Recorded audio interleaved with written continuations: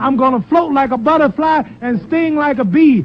In 1998, Pixar released its next film, A Bug's Life, which was about ants who are being bullied by grasshoppers. And I think that the theme of this movie is supposed to be to overcome something, to conquer your fears, maybe an obstacle, or just conquer someone who's bullying you or something, to stand up for yourself.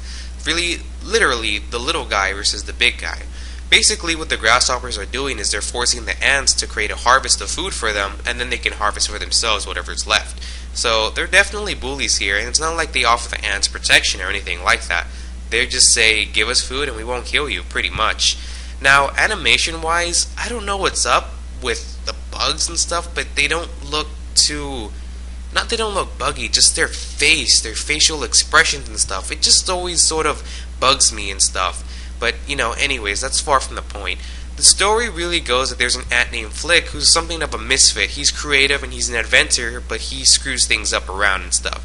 So to protect themselves from the hoppers because he loses their harvest, he goes and he finds some warrior bugs, or so he thinks, but they're actually circus bugs until he later learns this and regrets his decision.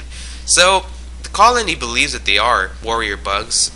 So they all play along and be really just carefree, thinking that the hoppers, the grasshoppers, whatever, are no longer going to harm them and stuff.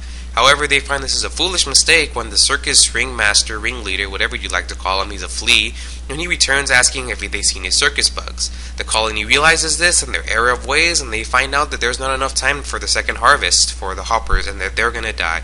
So they banish these people, even though they could use the extra help in collecting anything, so I don't know what kind of move that is.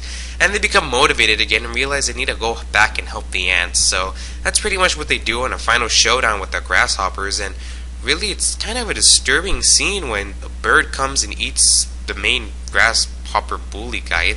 But besides that, for being Pixar's second film, I'd say they did pretty okay. The music it's alright. It's not as good as Toy Story's soundtrack, but it's still pretty okay. The comedy or the humor, it's also again not as good as Toy Story's, but it's definitely in there, and I think the humor was more aimed for kids. For example, there's a running gag that Francis the Ladybug is a male even though he's a ladybug.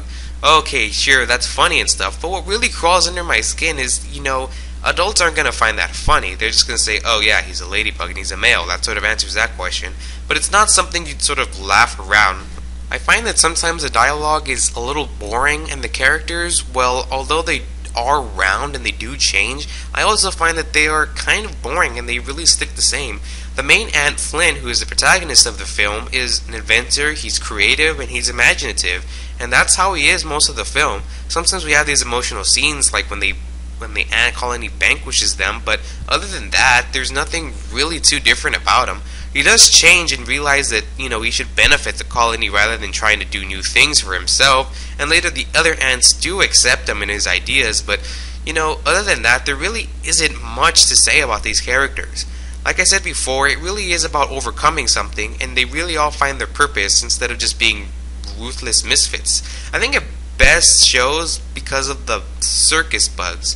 They're goofy and they're not very good at what they do at being circus bugs, so they don't really have their place.